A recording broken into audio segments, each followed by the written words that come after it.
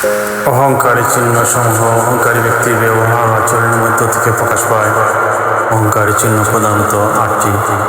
1 নম্বর, মুখ বার করে রাখা, বাঁকা দৃষ্টি প্রদান করা, কোনো বস্তুর সাথে ঠেস দিয়ে বসা। 2 নম্বর, অহংকারী ব্যক্তি একাকী চলে না, বরং সাথে বেশ কিছু লোক নিয়ে চলে এবং নিজের সবার আগে চলে। 3 নম্বর, অহংকারী ব্যক্তি সাধারণত অন্যের সাথে দেখা করতে যায় না, বরং সে চায় সবাই এসে তার সাথে দেখা করুক।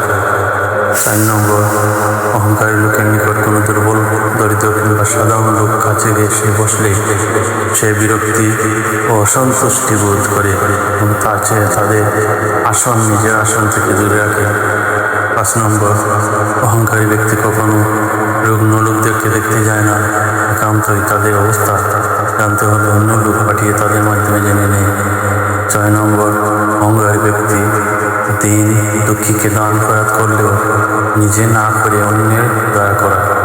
7 নম্বর, অহংকারী ব্যক্তি সফর করা ফলে নিজের প্রয়োজনীয় মাল সামান নিজে